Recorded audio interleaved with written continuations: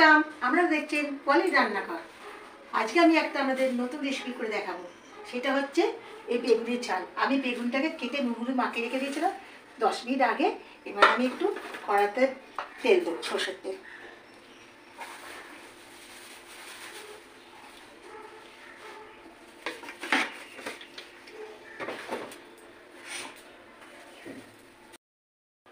তেল আমার গরম হয়ে গেছে, এবার বেগুনগুলো ছাড়বো।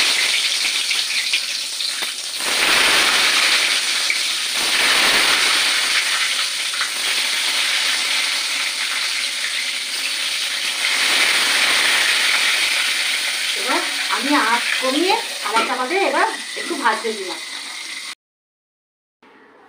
এবার আমার বেগুনটা ভাজা হয়ে গেছে। এবার বেগুনটা যে ঝাল করব তার জন্য আমি মশলাগুলো সব এক জায়গায় জল করছি। এতে আছে সর্ষে, কালো সর্ষে, হলুদ সর্ষে, তিল, আমি পোস্ত বদলে তিল দিচ্ছি, কাঁচা লঙ্কা আর একটু নুন দিয়ে আপনারা অবশ্যই মিক্সিতে বাটবেন, নাহলে তেতো হয়ে যায়। দিয়ে এবার এর মধ্যে দেবো 1 চামচ লঙ্কা গুঁড়ো,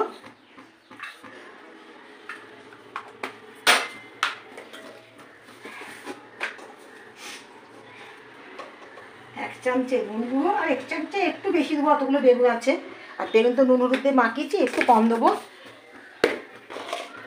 আর একটু হলুদ গুঁড়ো দেবো একটুখানি, আর একটু চিনি দেবো, একটুখানি চিনি দেবো।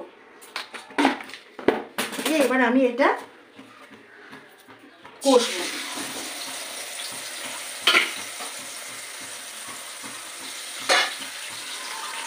এবার এটা আমি কষবো, একটু আপনারা দেখে কষতে হবে, ঠিক কথা, কিন্তু বেশি না, যাতে ওর সর্ষে বাটা আছে তো তেতো হয়ে যাবে।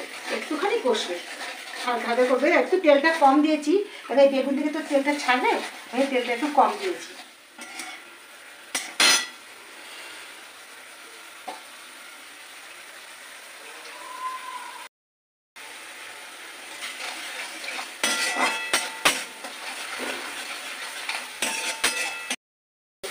তেল বেরিয়ে গেছে, না মশলাটা আমার কষা হয়ে গেছে। এবার আমি যেই বাটিতে মশলাটা ছিল সেটা একটু দিয়ে দেবো। দিয়ে এখান থেকে একটু জল ইউজ করবো, আমি গরম জল ইউজ করি, ওই জন্য একটু জল দেবো। জল একটু বেশি করে দেবো, কারণ বেগুনগুলো তো সব লাগবে।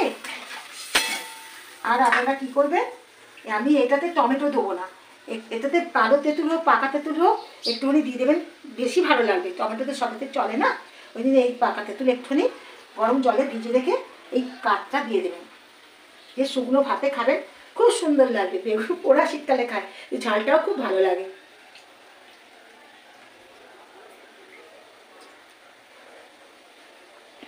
এটা আমি এখন দেবো না, কেন তেতো হয়ে যাবে, সর্ষে বাটা ফুটছে তো, নামাবার সময় আমি এটাকে দেবো। এগুলো আস্তে আস্তে দেবো।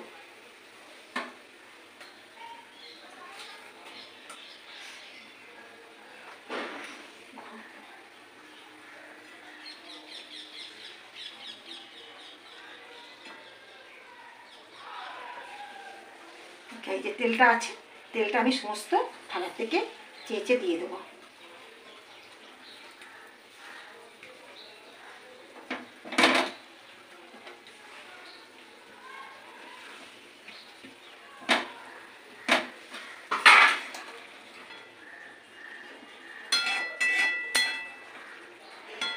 এবার আমি একটা করে বেগুন একটু উল্টে দেবো, দুদিকে রসগুলো সরাবে যাতে ঢোকে।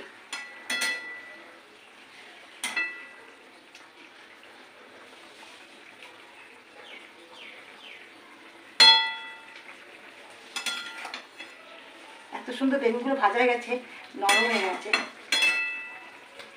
শীতের বেগুন একটু তেলটা টানে বেশি।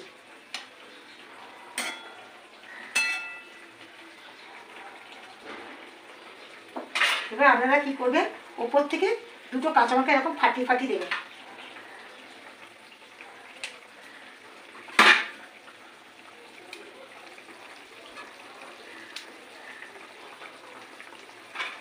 দেখতে ভালো লাগবে।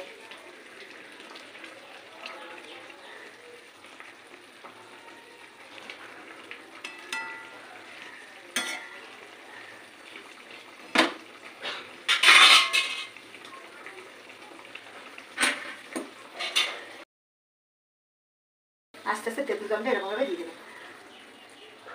টক টক ঝাল ঝাল মিষ্টি মিষ্টি ওই দিয়েই ভাত খাওয়া যাবে। আর ওপর থেকে আমি একটু তেল ছড়িয়ে দেবো। এই তেলটা বেগুন দিচ্ছি, সেই বেগুন ভাজার তেলটাই একটু ওপর থেকে ছড়িয়ে দেবো। আমার বেগুনের ঝাল রেডি। বেগুনের ঝাল রেডি। যদি ভালো লেগে থাকে একটা কমেন্ট করবেন, আর নিজেরা রান্না করে অবশ্যই আবার খেয়ে দেখবেন কেমন লাগলো, আর একটা সাবস্ক্রাইব আর শেয়ার করবেন।